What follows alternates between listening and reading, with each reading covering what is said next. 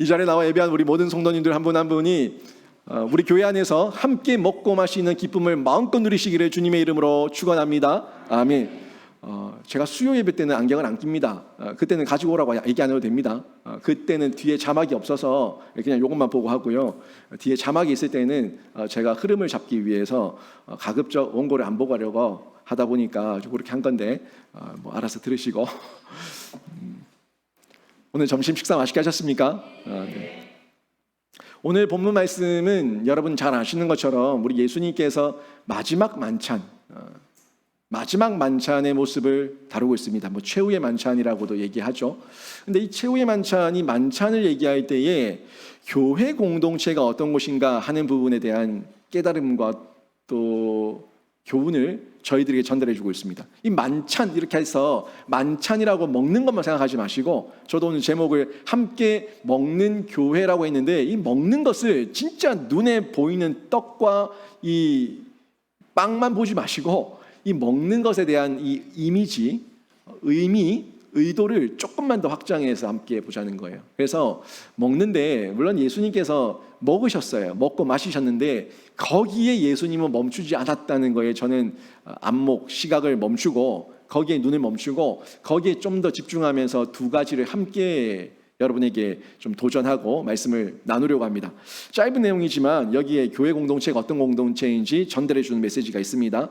여러분 교회가 어떤 공동체라고 생각하십니까? 여러분은 교회를 생각할 때 뭐라고 생각하세요? 교회는 뭐다. 여러분에게 교회는 땡땡땡땡땡 뭐다. 이렇게 블랭크 줄 쳐놓고 이 사이에 문장을 만들려고 하면 여러분은 교회에 대해서 뭐라고 적겠습니까? 교회는 뭐 사랑이다. 교회는 관계다. 교회는 은혜다. 뭐 여러 가지 적을 수 있겠죠. 교회는 먹고 마시는 공동체다. 이렇게도 적을 수 있을 거고, 여러 가지로 여러분 마음속에 교회에 대한 이미지를 한 단어로 정의한다면 여러분이 선택할 수 있는 단어들, 문장들이 있을 겁니다. 오늘 내용을 보면은 이 교회를 먹고 마시는 공동체, 함께 먹고 마시는 공동체, 가족들의 모임으로 얘기하고 있다는 거죠. 예수님께서 교회의 기초를 세우실 때 12명의 제자를 선택하셔가지고 그들과 가끔 만났어요? 아니면 동고동락했어요?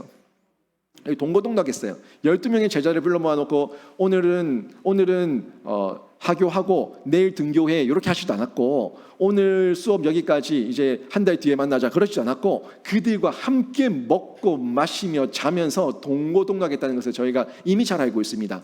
결국 예수님께서 그 제자들을 키우셨던 것은 공동체의 지도자들로 키우고자 하셨기 때문에 그들이 교회에 대한 이미지, 어떤 이미지를 가질 것인지 자신과의 관계, 예수님과의 관계를 통해서 깨닫기를 원하셨던 거예요.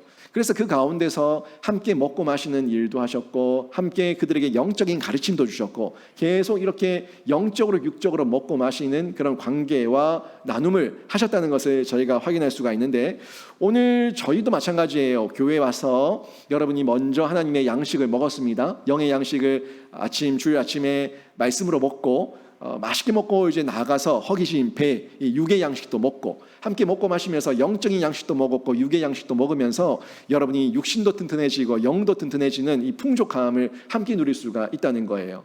우리 그 코로나 기간 중에 먹는 게 부실하다 보니까 얼마나 또 짜증이 났습니까? 먹는 게 부실하니까 여러 면에서 이 관계적인 면에서 뭔가 서먹서먹하고 뭔가 좀 빠뜨린 것 같고 뭔가 좀 어정쩡한 이런 느낌들이 있었는데, 뭐가 빠져서 그렇습니까? 식탁의 교제, 이 식사의 교제가 빠져 있다 보니까 그런 면에서 저희가 좀 아쉬움을 많이 느꼈던 경험이 있습니다. 그래서 가족은요, 함께 먹고 마셔야 됩니다. 이 가족이 같이 한 상에 둘러앉아서 먹고 마시는 이 식탁의 교제가 없으면 가족인데도 불구하고 늘 서먹해요. 늘 서먹하고 뭔가 나는 얘한테 돈 주는 사람이야? 나는 얘한테 뭐야? 이런 마음도 들고, 부모 입장에서는 또 자녀 입장에서는 부모가 뭐로 보입니까? 돈으로 보이는 돈줄로 보이니까 그런 관계성이 있다면 무슨 깊은 사랑이 있겠습니까? 함께 먹고 마시고 자고 함께 뒹구는 그 속에서 아픔도 어려움도 기쁨도 함께 나눌 때에 가족성 가족성의 이 가족이라고 하는 이 관계성이 맺어지고 우리 가족에 대한 끈끈한 정이 있지 않습니까? 그래서 누군가 우리 가족을 건들면은 괜히 불끈하기도 하고 또 괜히 대신 나가서 말해주기도 하고 매를 맞아주기도 하고 또 변상해주기도 하고 아무튼 이런 어떤 끈끈한 가족의 우애를 느끼며 살아갈 수가 있는 거죠. 그래서 예수님께서는 이 교회의 기초를 세울 때 함께 먹고 마시고 가르치는 영적인, 육적인 모든 면을 다 두루두루 보이셨다는 것을 볼 수가 있습니다. 그래서 교회는요, 가족이 되기 위해서 함께 먹고 마셔야 되는데 22절에 보니까 이런 말씀이 잘 나와 있습니다. 22절 보십시오. 그들이 먹을 때에 예수께서 떡을 가지사 축복하시고 떼어 제자들에게 주시며 이르시되 받으라 이것은 내 몸이라 하시고 아멘. 이 말씀 보니까 먹을 때에 떡을 가지시고 축사하시죠. 축복하시면서 축사하시고 또 떼어서 그들에게 주시고 받아 먹으라. 이것은 내 몸이다. 분명히 떡을 주는데 떡이에요. 육적인 떡이에요. 근데 거기에 뭘 담았어요? 영적 의미를 담았어요. 떡을 주시는데 영적 의미를 담아서 이것은 내 몸이다라고 얘기하셨어요. 나중에 잔을 나눌 때도 받아 마시라. 이것은 너희를 위해 흘리는 나의 피다. 의미를 담았어요. 분명히 겉으로 보기에는 떡이고 포도주에 불과하지만 의미를 담으니까 예수님의 몸이 되고 예수님의 피가 되는 이 내용을 저희가 오늘 본문에서도 볼 수 있다는 겁니다. 보편적으로 예수님께서 이렇게 가르치실 때 두루두루 가르치실 때 뭐 여러 면에서 가르쳤지만 성경을 여러분 통독하실 때 신약 부분 들어가시면 예수님께서 가르치시는 그 광경과 환경을 좀 주목해서 보십시오. 예수님께서 산에서도 가르치셨고 광야에서도 들에서도 바다에서도 뭐 여러 곳에서 가르치셨어요. 배 위에서도 가르치셨고 근데 예수님께서 가르치시는 그 환경을 보면은 먹을 때에 가르치신 적도 굉장히 많아요. 먹을 때에 가르치셨어요. 예수님이 자신의 집에 왔을 때 너무너무 감사하고 고마워서 음식을 만들었던 마리아가 있는가 하면요, 마르다가 있는가 하면요, 마리아는 예수님 앞에서 영의 양식을 먹기 위해서 턱을 공개고 예수님 얼굴을 마주하면서 말씀을 듣고 있었던 마리아도 있습니다. 근데 그 환경이 밥 먹을 환경이었어요. 밥 먹는 식탁의 교제를 앞두고 있는 자리였어요. 그러니까 마르다는 가서 열심히 음식하고 있고 마리아는 예수님 말씀을 듣고 있는 거죠. 누군가는 육의 양식을 만들고 있고 누군가는 영의 양식이 우선이니까 그 영의 양식을 먼저 받아 먹고 있는 모습을 확인할 수가 있어요. 또 향유를 깨뜨린 여인이 있는데 이 여인이 그 비싼 향유를 예수님의 발에 붓고 자신의 머리털로 예수님의 발을 씻겨드리고 할 때에 그 환경이 밥 먹는 자리였어요. 밥 먹는 자리에서 그 여인은 향유를 깨뜨렸는데 이 먹고 마실 때 늘 보면요, 예수님은 그냥 먹기만 한 것이 아니라 말씀으로 가르치셨어요. 말씀을 가르치고 말씀 중에 먹고 마시는 중에 대화를 나누시면서 그들에게 영적 안목을 넓히시고 있는 예수님의 모습을 저희가 볼 수 있다는 거예요. 심지어 예수님께서 부활하신 이후에 갈릴리 바닷가에 있는 자신을 도망갔던 제자들을 찾아오셨을 때에 예수님은 그 제자들이 들어오기 전에 그 바닷가에서 뭘 차리고 있었어요? 조반을 준비하고 있었어요. 이 고기 잡은 것도 갖고 와봐라, 받아 먹으라 라고 얘기하시면서 예수님은 늘 그들에게 먹거리를 제공하고 있고 먹을 것을 떼어주시는 예수님의 모습, 먹는 자리에 계셨던 예수님의 모습을 저희가 확인할 수가 있다는 겁니다. 제가 3가지 정도만 얘기했는데 그 외에도 예수님과 식탁의 교제를 나누는 중에 예수님의 깨달음을 얻었던 사람들이 상당히 많다는 것을 저희가 확인할 수가 있다는 거죠. 초대교회도 마찬가지예요. 이 초대교회는 결국 제자들이 예수님의 그 가르침을 받아서 교회를 세웠고 그 교회 공동체를 만들어갔기 때문에 그곳에는 언제나 먹고 마시는 나눔의 교제가 있었던 것을 확인할 수가 있습니다. 한번 보실까요? 사도행전 2장 46절인데 사도행전 2장 46절에 보면 이런 말씀이 나옵니다. 날마다 마음을 같이하여 성전에 모이기를 힘쓰고 집에서 떡을 떼며 기쁨과 순전한 마음으로 음식을 먹고 아멘. 보십시오. 먼저 성전에 모이고 성전에 모인 이후에 또 각자 소그룹대로 가정 교회대로 모여서 흩어져서 그곳에서 떡을 떼면서 기쁨과 순전한 마음을 나눴다, 음식을 먹으며 마셨다 하는 부분을 지금 초대교회의 모습에서도 확인할 수가 있다는 겁니다. 이처럼 바른 신앙 공동체에는 영적인 양식과 육적인 양식을 함께 나눌 수 있는 밥상머리 공동체, 이 밥상머리 공동체라는 거예요. 여러분 밥상머리 많이 들어보셨죠? 우리가 생각하기는 밥상머리를 좀 부정적으로 생각하는 경우가 많아요. 어디 밥상머리 앞에서 이렇게 하다 보니까 이 밥상머리에 대한 부정적인 이미지가 많은데 여러분 밥상머리는 원래 원용어입니다. 밥상 앞에 있으니까 밥상머리예요. 베갯머리는 뭐예요? 벽에를 베고 있으니까 그 베갯머리예요. 베갯머리에서 우리 아이들에게 하나님의 말씀을 가르치고 하나님 찬양도 가르치고 함께 손모양 발모양으로 하나님을 높이고 예배하고 찬양하다가 잠드는 아이들 얼마나 복됩니까? 또 밥상머리에서 먼저 엄마 아빠와 함께 신앙의 교제를 나누고 소소한 얘기들 속에서 함께 기도해주고 격려해주는 이런 나눔이 있다면 얼마나 행복하겠습니까? 이런 밥상머리와 베갯머리가 살아날 때에 가정이라고 하는 신앙 공동체가 먼저 살아나고요.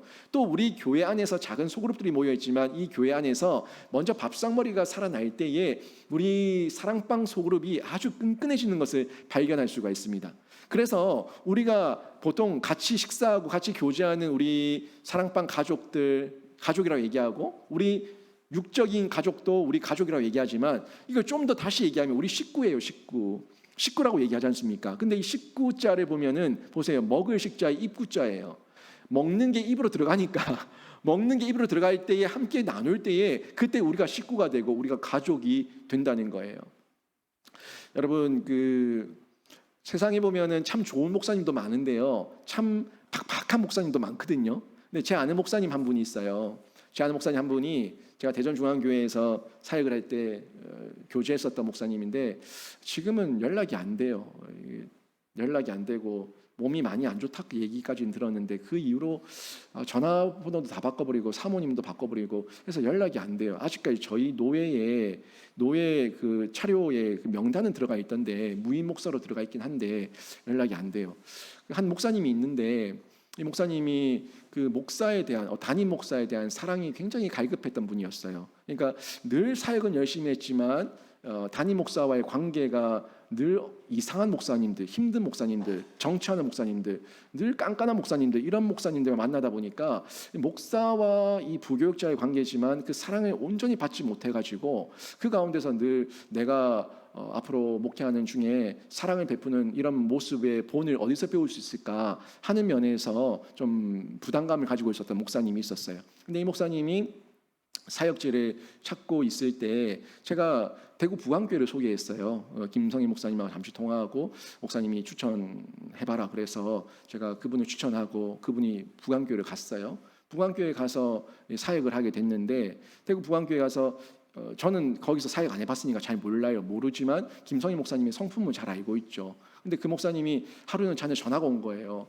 목사님 너무 좋은 교회 추천해줘서 너무 고맙다면서 막 이렇게 얘기하더라고요. 왜요? 무슨 일 있어요? 그랬더니 아니 오늘 담임 목사님하고 식사를 했는데 자신과 자기 아이들과 자기 와이프 사모님까지 같이 다 불러가지고 식탁에 교제를 딱 하면서 같이 밥을 먹어야 식구지, 같이 밥을 먹어야 가족이지 이렇게 얘기하면서 음식도 같이 딱 나눠주고 이렇게 하니까 거기서 그냥 감동으로 그냥 다 녹아내려버린 거예요. 그냥 거기서 펑펑 울었다는 거예요. 너무 감동이 돼가지고 그냥 울어버렸다는 거예요. 그 김성희 목사님의 특징이 있어요. 항상 보면 안아요. 이 허깅을 하면서 늘 안아주거든요. 남자들. 저도 가면은 왔나 이러면서 이렇게 안아줘요. 늘 그렇게 안아주는 이 사랑에 대한 어떤 따스함이 있어요. 근데 그런 모습에 이 목사님은 그거를 못 느끼고 있다가 그런 목사님을 못 만나고 있다가 그런 목사님을 만나고 나니까 이 마음이 그냥 사르르 다 녹아내리면서 그냥 펑펑 울어버린 거죠. 저한테 와서 너무 고맙다고 저한테 전화 와서 그때 저는 동신교회에 있을 때 그때 고맙다고 인사를 했었던 적이 있어요. 이게 식구예요. 이게 가족이에요. 가족은 그냥 업무를 보는 곳이 가족이 아니라 업무를 보지만 영적인 면에서 우리가 뭐 공적인 사역도 할 수 있지만 하지만 같이 먹어야 식구예요. 같이 먹어야 가족이에요. 사랑방 모임 할 때에 여러분 인색하지 마시고 저희 교회는 이런 문화가 잘 안 돼 있어요. 제가 앞으로 좀 바꿔나가고 싶은 한 분위기인데 문화인데 좀 가정으로 초청을 좀 하세요.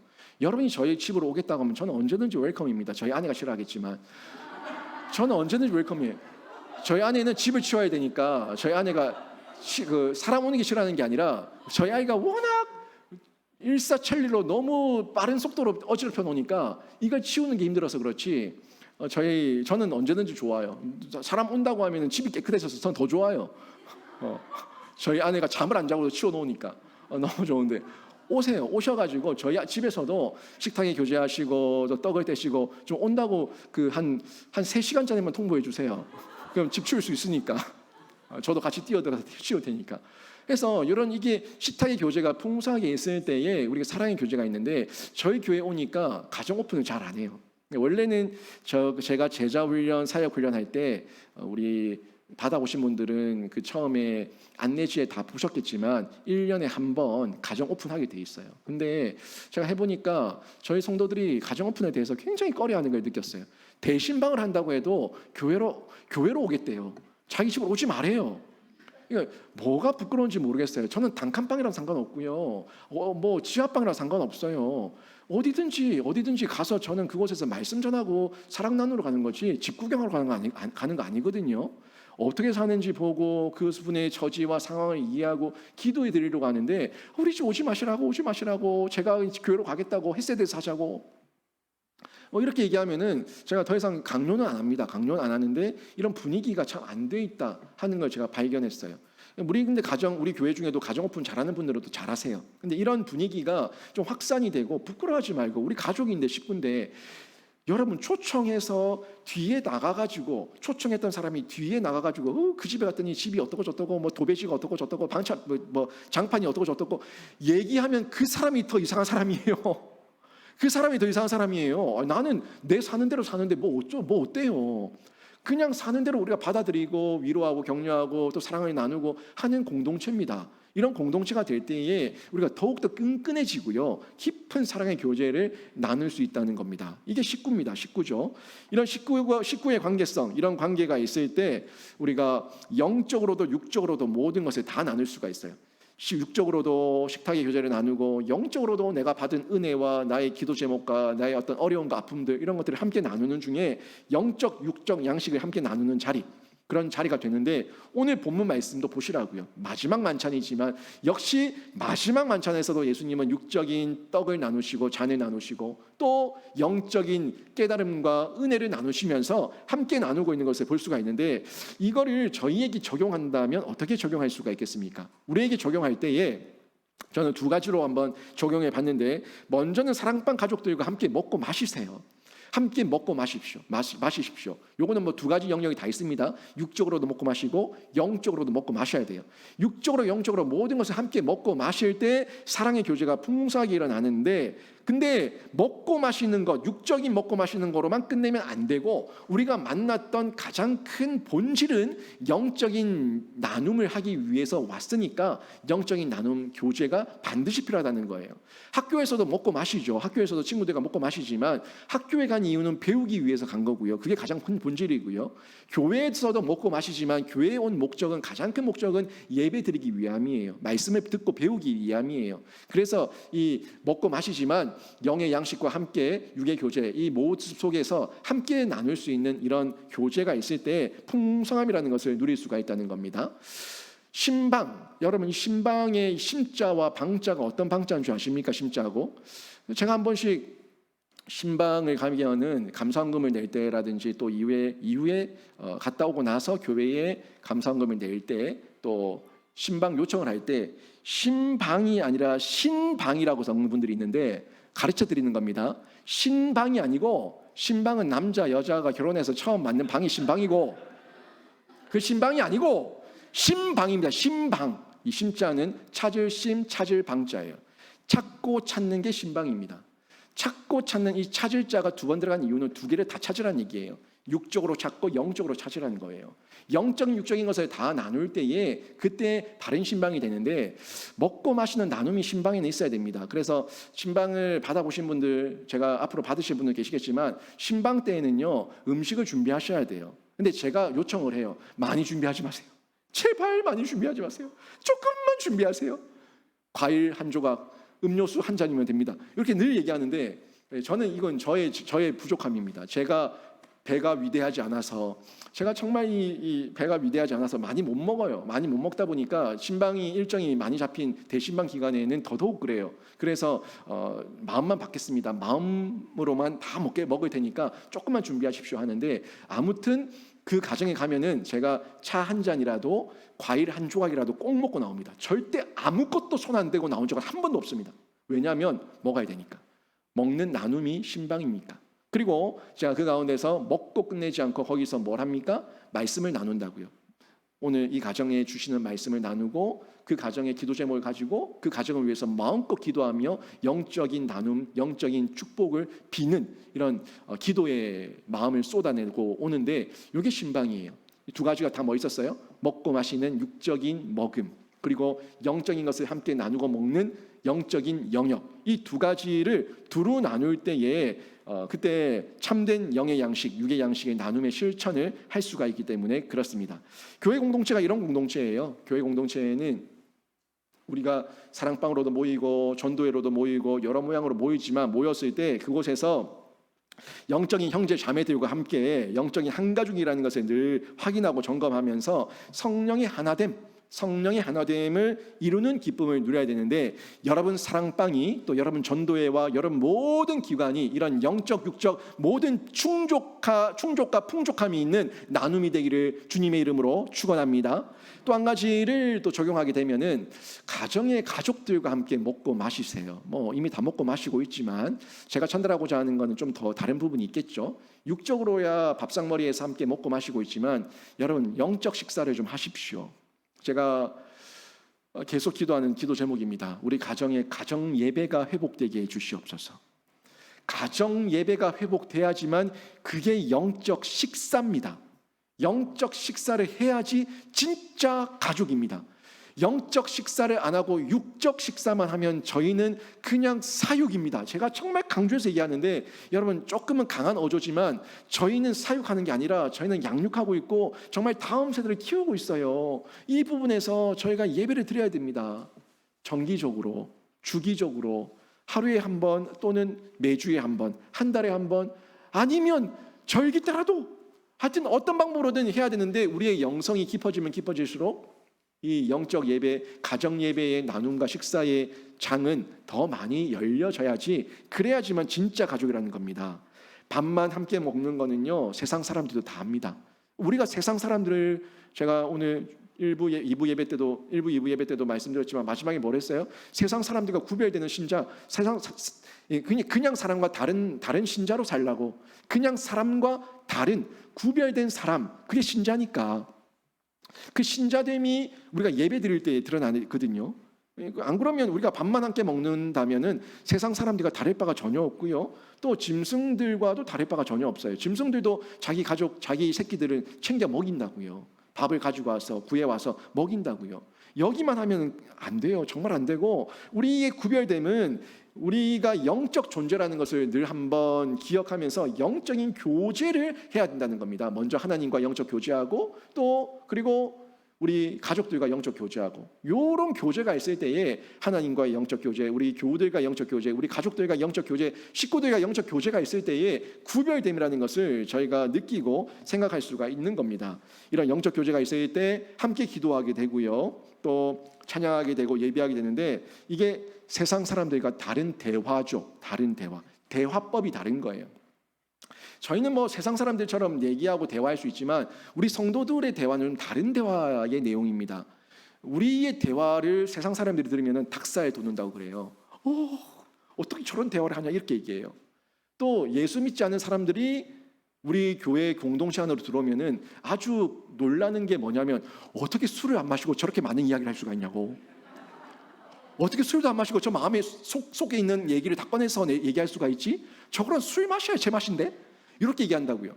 근데요, 여러분 진짜 예수 제대로 믿으면, 예수 중독자 되면요 술 안 마셔도 내 마음 얼마든지 얘기할 수 있고요, 술 안 마셔도 노래방에서 하나님 찬양하듯이 노래방에서 하나님 찬양 부르면서 얼마든지 더 기뻐할 수 있습니다. 여러분 저는 경험해봤어요. 청년부 때 저는 저희 청년들 임원 리더들하고 저희 아내도 있었지만 노래방 가거든요. 노래방 가서 뭐 했냐면 찬송가 불렀어요. 찬송가 있습니다.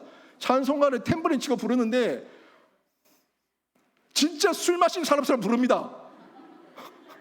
진짜 술 마신 사람처럼 부르는데 너무너무 즐거워하면서 찬송가를 부릅니다.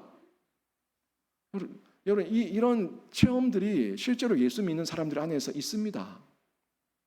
술 마셔야지만 되는 게 아니라 술 안 마셔도 예수 안에 취해 있고 예수와 함께 있으면 이런 기쁨과 감격을 누릴 수가 있는데 그 속에서 이 대화가 다르다는 것을 발견하게 된다는 거예요.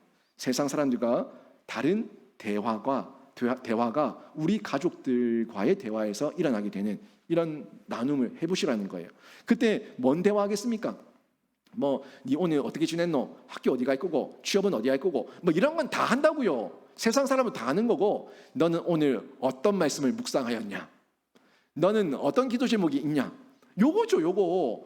요런 말씀 나눔과 요런 기도 제목 나눔이 이런 게 영적 교제입니다. 제가 여러분에게 한 분 한 분에게 요즘 어떻게 지내냐, 생활은 어떠냐, 애든 어떠냐, 이게 다 물어봐요. 다 물어봐도 정말 기도 제목을 진솔하게 나누시는 분들은 기도 제목만 받아도 그분의 마음이 느껴집니다. 그래서 제가 신방할 때에 이것저것 안 묻고 기도 제목 가지고 갑니다. 기도 제목 보고 말씀 준비하고 기도 제목 보고 마음을 느끼고 말씀 준비해서 가는 거예요. 근데 기도 제목 그냥 영육간에 강건 이러면 끝나면 영육간에 강건 이렇게 끝나버리면 무슨 말씀을 준비해야 될지 도대체가 모르겠어요. 그런 보편적인 말씀으로 준비해서 가서 그때부터 묻는 거죠. 요즘 어떻게 지내시냐, 영적으로 어떠냐, 아이들 신앙은 어떠냐, 하나하나 물어보게 되는 거예요. 근데 여러분이 기도하는 가운데 깨어있는 분들은 이 영적 지도자가 온다는 것에 대한 사모함이 있기 때문에 이 기도 제목을 아주 진솔하게 이게 다 끄집어내서 함께 나누게 되면 그 속에서 기도의 제목을 찾고 함께 기쁨을 누릴 수가 있는데, 이런 대화의 내용으로 저희들이 점점 말씀과 묵상과 기도 제목과 이런 내용에서 영역을 펼쳐나가야 된다는 겁니다. 또 그리고 가능하다면 우리 가족입니다. 우리 진짜 육적인 가족, 혈통의 가족들 가운데 가능하다면 부부간에 자녀들과 함께 신앙생활을 하십시오. 이건 제가 질서로 정리해 드리는 거예요. 부부간에는 따로 사는 경우 아주 드물잖아요. 부부간은 거의 같이 살죠. 부부간에는 기도할 때 외에는 따로 자지 마세요. 합방하세요. 기도할 때 외에는, 기도하는 영적인 공간 그 시간을 얻기 위해서 외에는 부부는 함께 자야 되고요. 자녀들은 우리가 독립시키고 떠나보내니까 자녀들과는 떨어져 살 때가 있을 수 있어요. 근데 부부간에는 항상 같은 신앙생활을 하는 게 가정의 질서여야 되고요. 자녀들도 부모 아래에 있을 때는 독립하기 전에는 함께 신앙생활을 하는 게 영적 질서입니다. 가정 내에서 영적 질서예요. 여러분 잘 들어보세요. 이 영적 질서 별로 여러분 대수롭지 않게 여기는데 이게 하나 무너지기 시작하면요, 가정 질서 무너지는 건 아주 쉽습니다. 부모 우습게 여기는 건 아주 쉬워요. 가정 내에서의 영적 질서를 세우시고, 저는요 아직 어릴 때 기억나는데 저희 아빠 엄마의 숟가락이 따로 있어요. 저희 아빠 숟가락에는 아빠 이름이 써져 있었어요. 요즘도 그런 분들 있을 겁니다만은 저희 집 저 어릴 땐 그랬다고요. 저희 아빠 그릇이 따로 있었고요. 저희 아버지 자리가 따로 있었어요. 그 아버지 자리에 함부로 못 앉았어요. 아버지 밥그릇 숟가락 제가 못 썼어요. 여러분 그게 질서입니다. 별거 아닌 것 같지만 꼰대가 아니에요. 그게 꼰대가 아니라 그 가정 안에서 우리 가정의 머리는 아버지다 하는 걸 아이들에게 가르쳐 주는 거예요. 아빠를 우습게 여기고 아빠 뺨을 때리고 아빠 머리 쥐어뜯고, 여러분 그게 아이가 귀엽다고 냅두면 되는 게 아니라 가르쳐야 되는 거예요. 넘지 말아야 될 선을, 그런 것들의 기준이 무너지면서 아이들이 넘어서는 겁니다. 여러분 가정 내 영적 질서를, 이런 영적인 권위를 가지고 세워 나가실 때 그 자녀가 이 모습을 배우고 따라오게 되는데, 지역적 한계가 있는 경우 자녀들도 독립해서 먼 곳에 갔다, 먼 곳에 간 경우를 제외하고는 대구에 있으면 또 대구랑 가까운, 우리 교회랑 가까운 이런 지역권에 있으면은 가능하면 부모와 함께 신앙생활을 하는 것이 맞습니다. 이게 영적 질서라고요. 그리고 이 가운데서 이 어떤 개념이 세워지냐면 모교의 개념이 세워지고요, 본교의 개념이 세워집니다. 여러분 모교회와 본교의 개념을 정리하십시오. 모교회는 부모와 함께 신앙생활을 했던 그 교회가 모교회예요. 부모가 안 믿는 경우에는 내가 처음 신앙생활해서 나의 영적 멘토가 있는 것이 모교회지만 그 외에는 나의 영적 멘토는 다 부모여야 됩니다. 부모가 있는 교회, 부모로부터 함께 신앙생활했던 교회가 내 모교회여야 된다고요. 근데 요즘 가면 갈수록 자녀들 가운데 모교회에 대한 개념이 없어요. 여러분 가르치셔야 됩니다. 이게 진짜 가정 내 영적 질서고 한 가정과 가족의 질서를 세우는 내용입니다. 그 다음에 교회에서 중직이라든지 직분을 받으신 분들은요, 자신이 직분을 받은 교회가 본교회입니다. 여러분, 본교회 개념 가지십시오. 아무리 안수집사, 장로, 권사가 이 교회를 떠난다고 해도 그분은 권사고요, 그분은 장립집사고, 그분은 장로입니다. 근데 항상 따라다니는 것은 어디서 장립받았냐예요, 어디서 임직받았냐예요. 거기가 내 본교회라고요, 본교회. 여러분, 이 본교회 개념 잊으시면 안 됩니다. 이게 질서입니다. 모교회와 본교회 개념, 여러분에게 제가 오늘 정리 한번 해드리는데, 이런 개념을 가지고 우리가 신앙 공동체를 어떻게 만들 것인가를 분명하게 알고 있을 때 신앙의 대화가 폭넓어지고 깊어지고 또 끈끈한 유대감, 나의 모교회, 나의 본교회라고 하는 이 끈끈한 유대감 속에서 말씀으로 먹고 마시고 자라가고 성숙할 수가 있는 겁니다. 여러분, 우리 가정도 마찬가지고 우리 사랑방도 마찬가지고요. 모두 함께 성경적 밥상머리를 세워 나갑시다.